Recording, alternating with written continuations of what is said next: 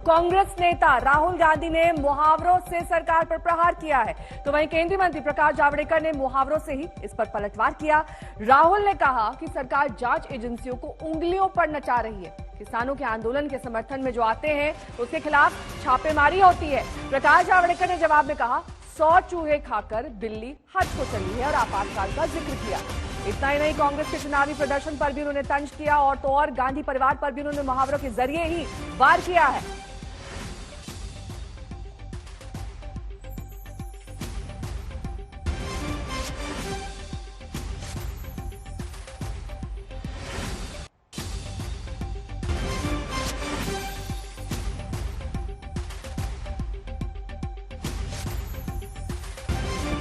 यहां बाल पलटवार का सिलसिला मुहावरों के जरिए ट्वीट दिखा देते हैं आपको प्रकाश जावड़ेकर का, जिन्होंने मुहावरों के जरिए ही राहुल गांधी के ट्वीट का जवाब दिया है। उनके आरोपों पर प्रकाश जावड़ेकर का वार।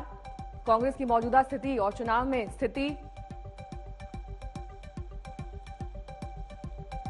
सबसे सांप्रदायिक पार्टी सेकुलरिज्म का ढोंग करती है। एक परिवार की पार्टी अब लोकतंत्र का पाठ सिखा रही है।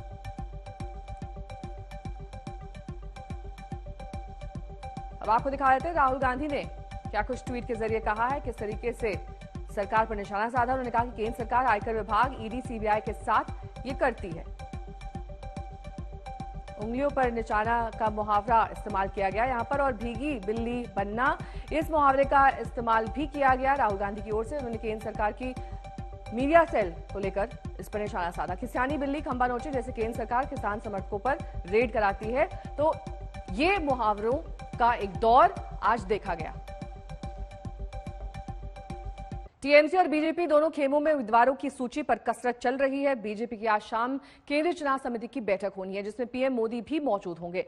लिस्ट तो टीएमसी की भी फाइनल बताई जा रही है। इंतजार ये हो रहा है कि बीजेपी के उम्मीदवारों का ऐलान हो, उसी के बारे में ज्यादा इनपुट मिल जाए ताकि वक्त रहते टीएमसी बदलाव कर सके।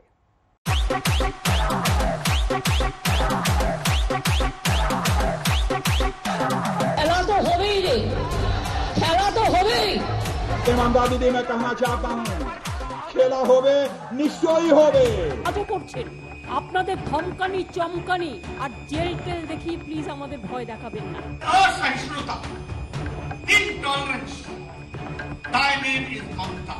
बंगाल का विकास तब तक संभव नहीं है जब तक यहाँ सिंडिकेट का राज रहेगा।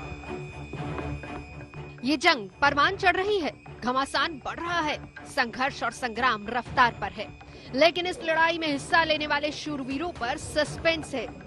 दिन तेजी से निकल रहे हैं। 27 मार्च की तारीख भी करीब आ रही है।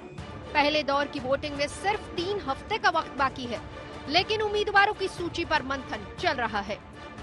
बीजेपी में लिस्ट पर आज फाइनल मंथन हो रहा है। केंद्रीय चुनाव समिति की निर्णायक बैठक हो रही है। शाम को एक बड़ी बैठक है, जिसमें प्रधानमंत्री नरेंद्र मोदी रहेंगे। हर एक सीट पर 4 से 5 उम्मीदवारों के नाम तय हैं। 1 या 2 दिन में बीजेपी की लिस्ट सामने आ जाएगी। उधर तृणमूल कांग्रेस में भी इंतजारों का दौर चल रहा है। निगाहें बीजेपी की लिस्ट पर हैं और निशाना जीत की संभावना पर। खबर है कि टीएमसी 294 उम्मीदवारों की लिस्ट फाइनल कर चुकी है। टीएमसी बीजेपी की सूची जारी होने का इंतजार कर रही है। टीएमसी को बड़ा खतरा टिकट न पाने वाले विधायकों से लग रहा है। असंतुष्ट विधायकों को बीजेपी अपना उम्मीदवार बना सकती है। देरी दोनों ओर से हो रही है, लेकिन मजे की बात यह है कि उंगलियां भी दोनों तरफ से उठ रही हैं। इस बार तृणमूल इतना डर रहा है, जो जिनका नाम प्रार्थी लिस्ट का घोषणा कर देंगे वो बाद में बीजेपी में न चला है।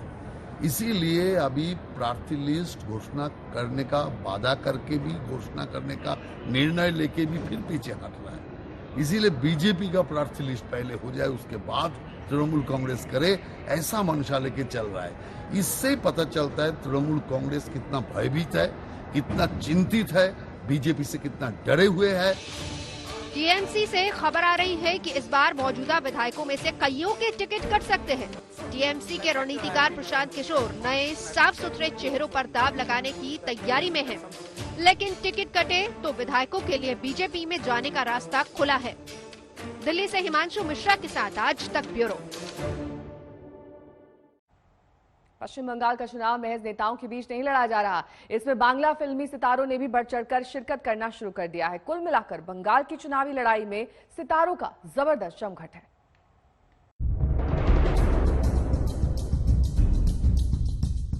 पश्चिम बंगाल की सियासत में फिल्मी सितारों का आना जारी है। ताजा नाम है सायंतिका बनर्जी का। सायंतिका ने टीएमसी का दामन थामा है। मैं दीदी के साथ थी पहले भी।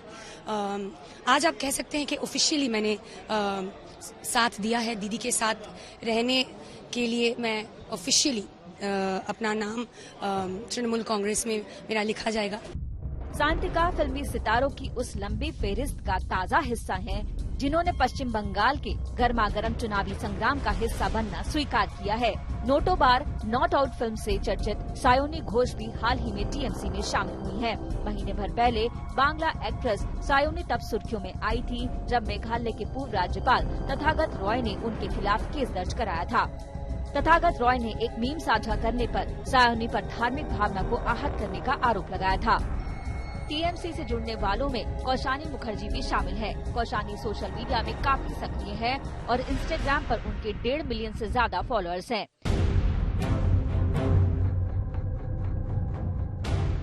लेकिन बीजेपी की झोली भी खाली नहीं है, वहाँ भी सितारों की कमी नहीं है। लव स्टोरी, वक्त, लेडीज स्पेशल जैसी कई हिट फिल्में देने वाली पायल सरकार ने बीजेपी का कमल थामा है। फेसबुक पर पायल के 30 लाख फॉलोअर्स हैं। तो इसमें ग्रुपिज्म का कोई सवाल है नहीं, ये मेरा अपना चॉइस है।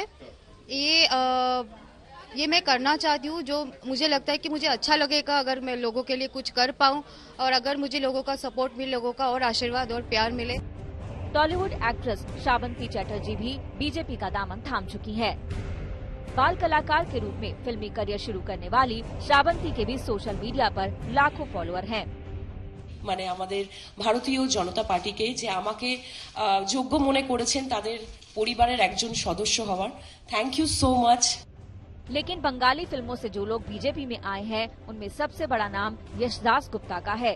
यश बंगाल के घर घर का जाना पहचाना नाम है। गैंगस्टर, बंदनी और बसेरा जैसी हिट फिल्मों में उन्होंने काम किया है।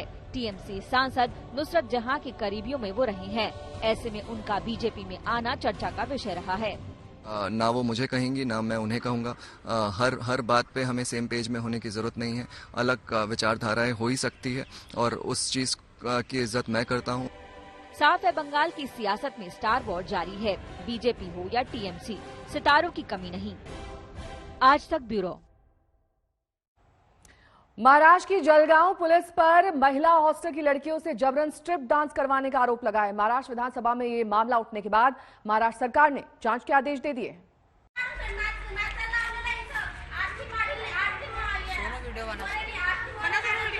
अच्छा झूम कर गेले ये जलगांव के आशादीप महिला हॉस्टल का वीडियो है, जहां पीड़ित बेसहारा महिलाएं रहती हैं। ये वीडियो एक एनजीओ ने रिकॉर्ड किया है।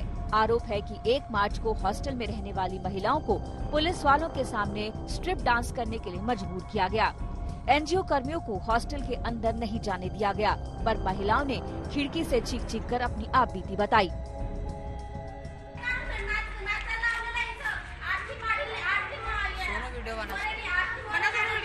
अच्छा झूम कर गेले आशादीप वसतिगृहावर काल खूप काही प्रकार घडले। त्यावेळेस आम्ही तिथे गेलेलो होतो। त्या ठिकाणी त्या मुलींनी आमच्याकडे ओरडून जे प्रकार सांगितले ते आम्ही व्हिडिओमध्ये कैद केले। त्या मुलींनी आम्हाला रिक्वेस्ट केली की आमचे जे व्हिडिओ आहे ते जिल्हाधिकारी साहेबांपर्यंत पोहोचवा। ते तिथपर्यंत पोहोचत नाही। आम्ही जे बोलण्याचा प्रयत्न करतो ते तिथपर्यंत जात नाही। आम्हाला इथे खूप काही त्रास दिला जातो। आम्हाला आमचं शोषण केलं जातं, नाचवलं जातं।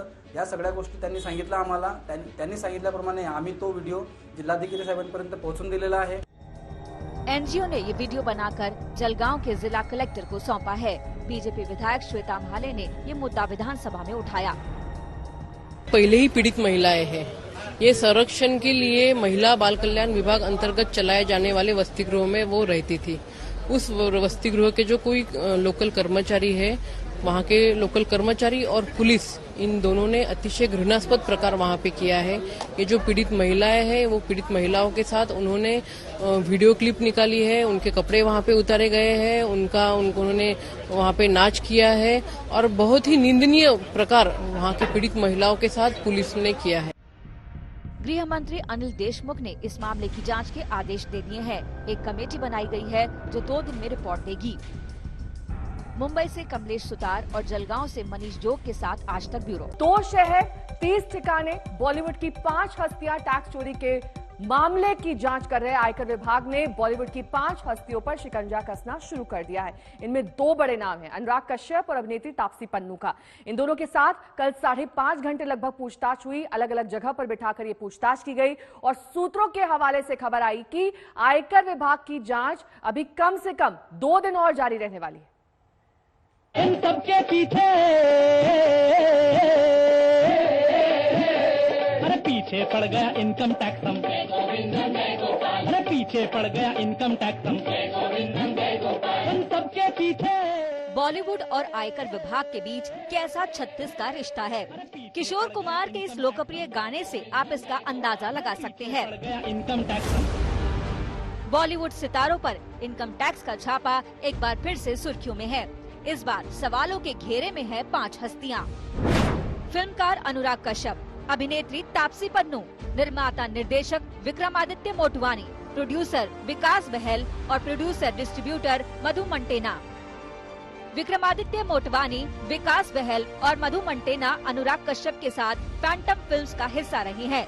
बुधवार को आयकर विभाग के अधिकारियों ने इन सब के ठिकानों पर भी छापेमारी की और सबूत जुटाए।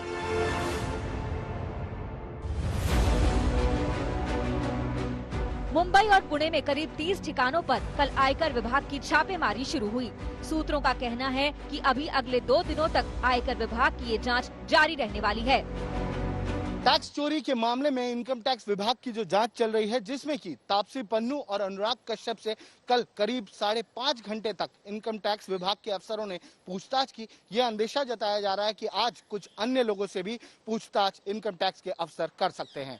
आपको बता दें, कल करीब 20 लोकेशन पर मुंबई और पुणे में इनकम टैक्स विभाग ने सर्चेस की और बहुत सारा डेटा जो कि इलेक्ट्रॉनिक डेटा है, दस्तावेज है, उन्हें खंगाला गया, उन्हें इवेल्युएट करने का काम अभी फिलहाल चल रहा है।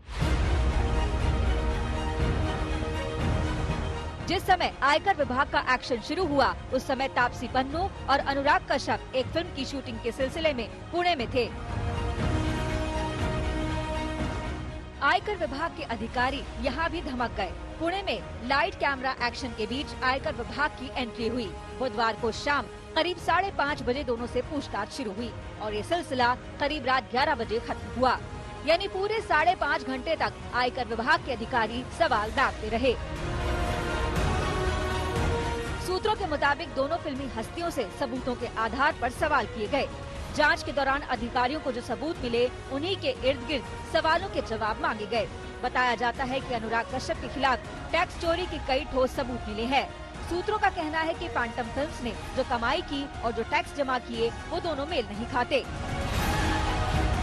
बताया जा रहा है कि ये छापेमारी फैंटम फिल्म्स की टैक्स की जांच का हिस्सा है। इसीलिए जांच के दायरे में रिलायंस एंटरटेनमेंट और बॉलीवुड हस्तियों का प्रबंधन देखने वाली कंपनी क्वान और एक्सीड भी आ गई है। लिहाजा इसकी जांच के लिए आयकर विभाग की अलग अलग टीमें एक्शन में है। सूत्रों के मुताबिक छापे के दौरान आयकर विभाग की टीम ने हर डिजिटल सबूत का बैकअप ले लिया है, ताकि सबूत को मिटाया नहीं जा सके। इस काम में काफी वक्त लग रहा है। अनुराग हो या तापसी पन्नू, चाहे जेएनयू का छात्र आंदोलन हो या सीएए के खिलाफ आंदोलन या फिर किसानों का मुद्दा, दोनों का रुख सरकारी नीतियों के खिलाफ रहा है। इसी वजह से इस छापेमारी को विरोधी दल सियासी लेंस से भी देखने लगे हैं। ऐसे में सारी नजरें आयकर विभाग पर टिकी हैं कि इस छापेमारी से वो इनके खिलाफ क्या कुछ सबूत जुटा पाते हैं।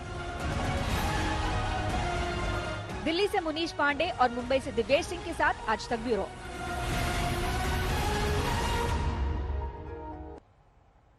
और इसी मामले से जुड़ी इस वक्त की बड़ी खबर आ रही है। आपको बता दें, अनुराग कश्यप और तापसी पन्नू पर आयकर विभाग की छापेमारी में पुणे से ये खबर है, जहां पर आयकर विभाग पहुंचा था। पुणे के कोरेगांव पार्क स्थित एक होटल में तापसी पन्नू और अनुराग कश्यप के बयान दर्ज किए जा रहे हैं। कुछ देर पहले ये पूछताछ शुरू हुई है। कल भी ये पूछताछ लगभग 5.5 घंटे चली थी। आज पुणे, जहां पर तापसी पन्नू शूटिंग कर रही है, वहीं पर एक होटल में ये पूछताछ की जा रही है। आयकर विभाग की छापेमारी और इसी छापेमारी के सिलसिले में अब इन दोनों हस्तियों से ये पूछताछ चल रही। देवेश सिंह हमारे संवाददाता इस वक्त तमाम जानकारी के साथ जुड़ गए हैं। देवेश, क्या अपडेट, क्या जानकारी मिल पा रही है इस पूछताछ के बारे में? नेहा, आपको बता दें जैसे कि कल भी स्टेटमेंट रिकॉर्ड की गई थी तापसी पन्नू और अनुराग कश्यप की, उसी तरीके से आज भी इनकम टैक्स के जो अफसर हैं इन्वेस्टिगेशन विंग के, वो एक होटल में पहुंचे हैं कोरेगांव पार्क में, जहां पर तापसी पन्नू और अनुराग कश्यप की अलग अलग बिठाकर स्टेटमेंट रिकॉर्ड की जा रही है। ये पूरा मामला आपको बता दें टैक्स इवेजन का है, इनकम टैक्स इवेजन का है। इनकम टैक्स ड्यूटी नहीं भरी गई है और जिस वजह से इनकम टैक्स इन्वेस्टिगेशन विंग ने ये इन्वेस्टिगेशन लॉन्च की। प्राइमरी इन्वेस्टिगेशन के बाद करीब 20 से 25 लोकेशंस पर कल सर्च की गई, जिसमें तापसी पन्नू का घर, अनुराग कश्यप का घर, इसके अलावा विक्रमादित्य मोटवाने, मधु मंटेना, विकास बाहल और अन्य कई कंपनियों के दफ्तरों में भी सर्चेस की गई। इलेक्ट्रॉनिक डेटा को खंगाला जा रहा है, जो हार्ड कॉपीज हैं उन्हें भी इवैल्यूएट किया जा रहा है और इसी के तहत सारा कुछ मामला पता लगाने की कोशिश चल रही है कि टोटल कितना टैक्स इवेड किया गया है या कितना इनकम टैक्स नहीं भरा गया है।